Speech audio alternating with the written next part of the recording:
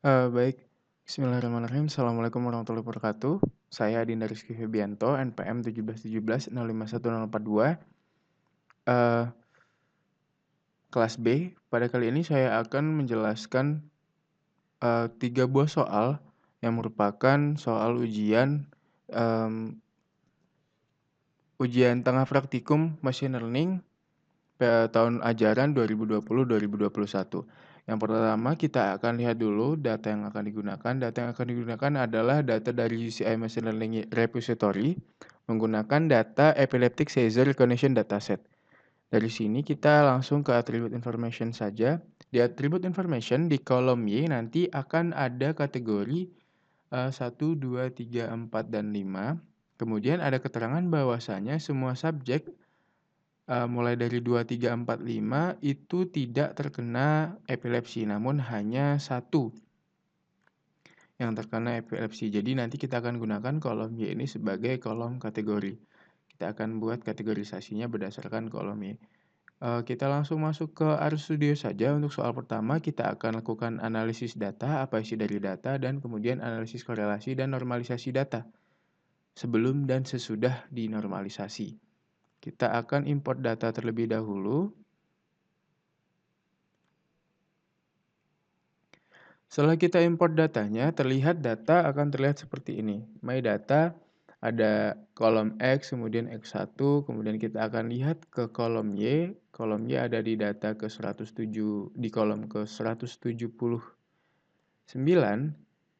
Ya, kolomnya ada di kolom ke 179.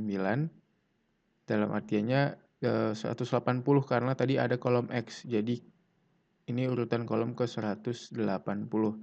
Numeric with range. Ya, kemudian selanjutnya setelah kita lihat datanya, di sini tadi juga menjalankan function summary. Function summary di sini memberikan nilai minimal first quartile, kemudian median, mean, dan third quartile. Sebagai contoh di data ke 178, di sini minimalnya ada datanya, kemudian sampai ke third quartile-nya ataupun kuartil ketiganya.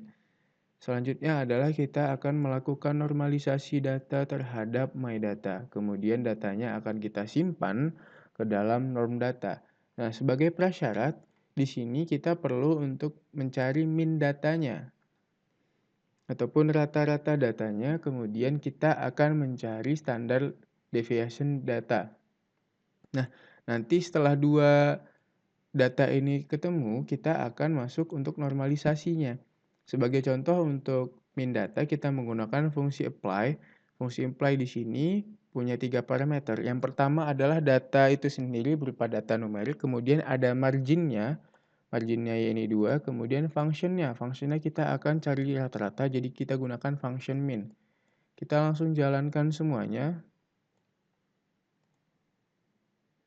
Ya, kita sudah dapatkan normalisasi datanya. Ini adalah data yang sudah dinormalisasi. Sehingga nanti total hanya ada 179. Kita lihat ada 179 data, nanti hanya ada 179 kolom maksudnya. Dari yang awalnya 180 dikarenakan yang variabel X-nya tadi, kolom X-nya tadi sudah dinormalisasi. Kemudian selanjutnya adalah kita akan coba untuk melakukan analisis korelasi data. Analisis korelasi data di sini saya akan menggunakan library ataupun package performance analytics. Dan ini untuk data tesnya, kita akan ambil data tes dari kolom X10 sampai dengan X30. Kemudian setelah itu kita akan tampilkan korelasinya ke dalam diagram, ke dalam plot. Kita langsung coba jalankan.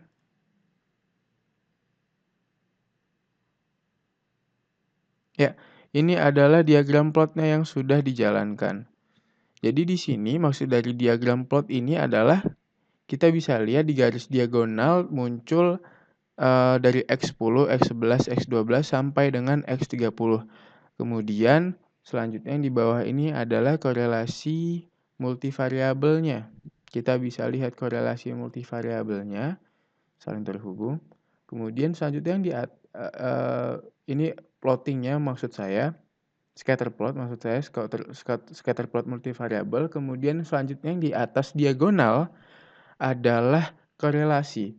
Nah, sebagai default biasanya menggunakan metode korelasi Pearson.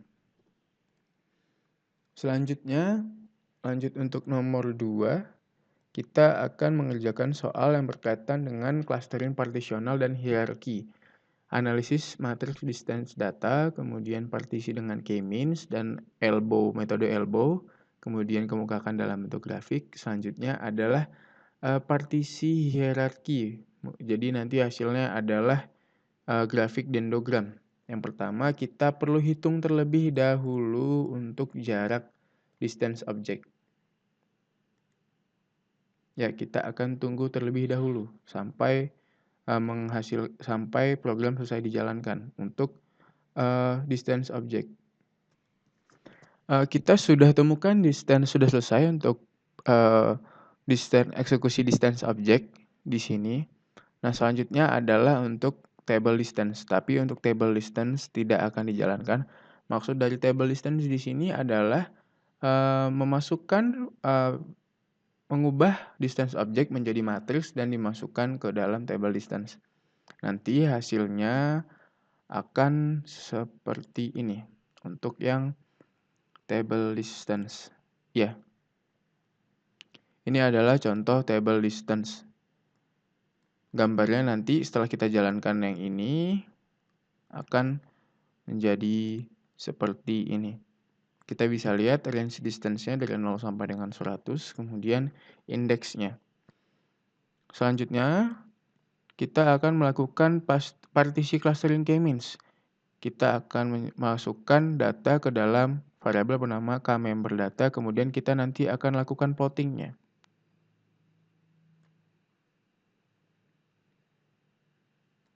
Kita jalankan. Setelah itu kita akan lakukan plotting-nya. Ya, di sini sudah jelas, sudah terlihat plotting-nya adalah seperti ini. Jadi ini adalah hasil persebaran dari k-means dengan berdasarkan data normalisasi dan 10 iterasi maksudnya. Selanjutnya adalah kita akan melakukan partisi clustering elbow. Ini kita akan menggunakan, kita langsung sampai ke plotnya aja, kita akan menggunakan WSS. WSS ini adalah weighted sum statistical. Kita coba running terlebih dahulu. Ya, ini sebagai contoh saya menggunakan 10 cluster ataupun 10 titik cluster. Nah, di sini bisa kita lihat bahwasanya titik cluster yang maksimum adalah di titik 6. Karena kita bisa lihat dari atas sampai dengan bawah, itu di mana mulai titik 6, grafik penurunannya tidak terlalu, bisa dikatakan tidak terlalu signifikan.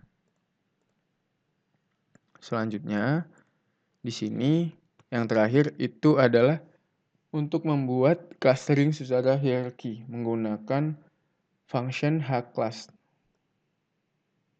Kemudian kita akan coba plotting ataupun kita tampilkan dalam bentuk grafik.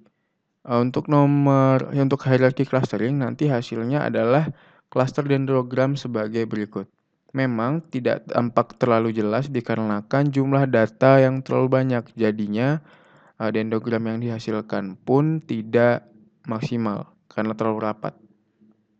Selanjutnya kita akan lanjut ke nomor 3 yaitu pembahasan tentang naive Bayes. Naive Bayes merupakan salah satu metode klasifikasi. Jadi di sini ketentuannya adalah kita dengan 70% training dan 30% data test. Kemudian untuk penjelasan model naive Bayes dan kita nanti akan menjelaskan tentang tabel hasil prediksi training dan analisis akurasi training.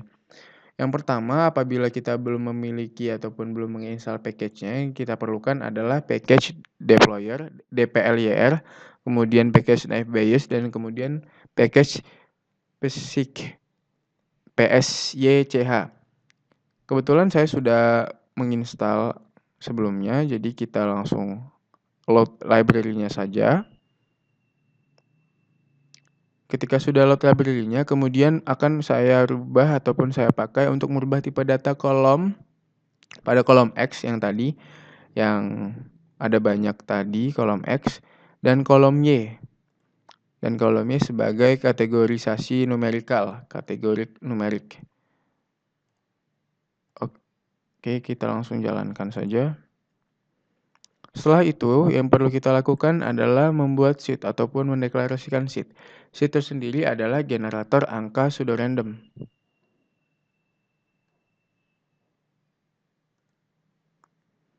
Oke, sudah. Selanjutnya adalah membuat sampling dengan ketentuan 70% dan 30%.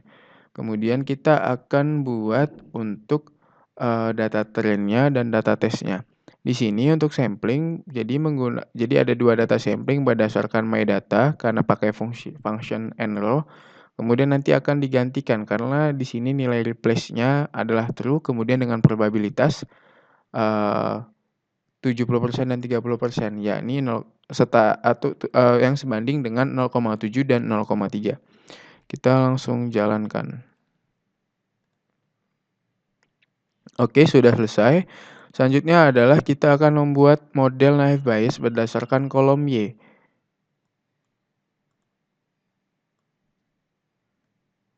Kalau misalkan untuk membuat model naive Bayes, tentu kita perlu menggunakan yang namanya data training terlebih dahulu. Kita jalankan.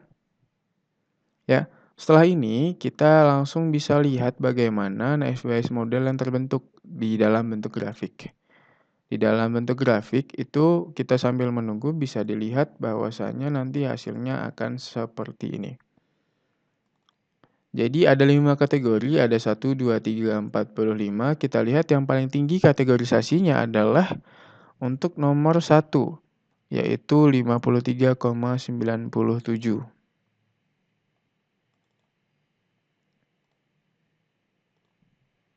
Ini saya rasa sesuai dengan keterangan atribut pada data di UCI Machine Learning bahwasannya adalah memang nomor 1 itu adalah penderita epilepsi. Kita akan pause terlebih dahulu. Sesuai dengan data tadi saya adalah nomor 1 adalah penderita epilepsi. Dapat diambil dari keterangan yang ini. All subjects falling in classes 2, 3, 4, and 5 are subjects who did not have epileptic seizure. Only subjects in class 1 have epileptic seizure. Our motivation for creating this version of data was to simplify access to the data via the creation of a CSV version of it. Although there are 5 classes, most authors have done binary classification, namely class 1. Jadi adalah kelas pertama. Ataupun dalam artiannya kategori yang tadi di Y, itu yang pertama adalah yang Y sama dengan 1, itu adalah mereka yang terkena epilepsi. Jadi kita akan menunggu hasil dari plotting naive Bayes modelnya.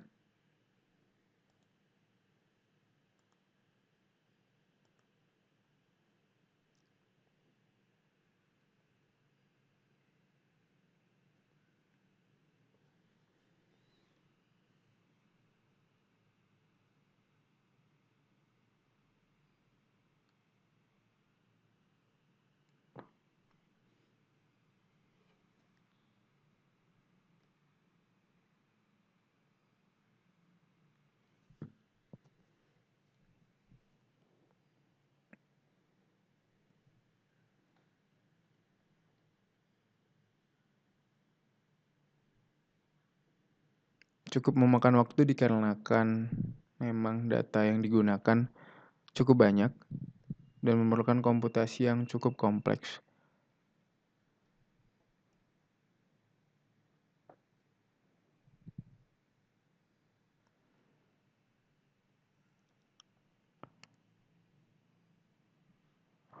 Oke, sudah selesai untuk plotting data NB model, naive Bayes modelnya sama seperti yang sudah saya tunjukkan tadi sebelumnya. Selanjutnya kita akan coba testing dengan kita coba filter, mungkin kita coba filter data 1, kemudian data 1. dan dengan data X14 ataupun pada kolom 14. Kita coba running. Ya, sudah ada hasilnya. Itu untuk min rata-ratanya adalah 1,7 sekian. Kemudian kita akan coba buktikan dengan data testing. Ya, min kemudian standard deviation-nya sudah keluar. Selanjutnya kita akan membangun suatu model lagi, ya ini adalah model probabilitas berdasarkan naive Bayes. Jadi kita tujuannya untuk buat ini adalah untuk memprediksi nanti ke depannya apabila ada data-data yang ingin kita prediksi. Jadi di sini menggunakan function predict, kemudian ada parameter di dalamnya adalah NB model ataupun naive Bayes model yang sudah didapatkan tadi, kemudian datanya menggunakan data train dan tipenya adalah prop. Kemudian maksud dari function head si bin kemudian ptrain dan data train ini maksudnya adalah nanti itu function ini akan menggabungkan ptrain dan data train. Kita coba running terlebih dahulu. Yap, sudah selesai. Kalau misalkan ini, selanjutnya adalah kita akan coba untuk memprediksi berdasarkan model probabilitas naive Bayes yang sudah kita buat. Kita akan coba prediksi berdasarkan data trainnya terlebih dahulu. Berdasarkan data trainnya, itu di tabel kita lihat P1, data train. P1 sendiri ada variabel untuk sudah dijabarkan variabel yang di dalamnya terdapat NB model dan menggunakan data train. Kita coba jalankan dan nanti akan kita lihat grafiknya bagaimana.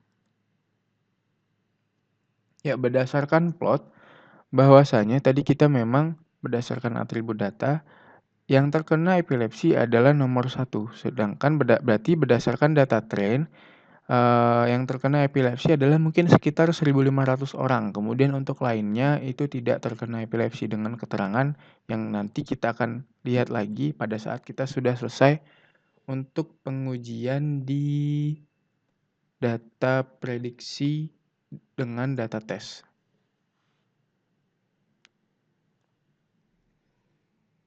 Oke, selanjutnya kita akan coba lakukan prediksi berdasarkan model probabilitas naive Bayes yang sudah dibuat dengan menggunakan data tes. Kita akan lihat juga plotnya ataupun kita akan lihat grafiknya. Secara garis besar ataupun secara bentuk tidak ada perbedaan jauh, namun secara angka itu memang terdapat perbedaan jauh. Yang pertama tadi mungkin sekitar 1.500-an, kemudian yang saat ini adalah 600. Saya akan coba tampilkan terlebih dahulu perbandingannya. Mungkin ada dua gambar yang akan saya komparasi. Ya, bisa kita lihat secara struktural bentuk grafiknya mungkin hampir sama, tapi secara angkanya itu berbeda. Yang pada menggunakan data tes mungkin hanya sekitar 600-an, sedangkan untuk data train sekitar 1.500-an.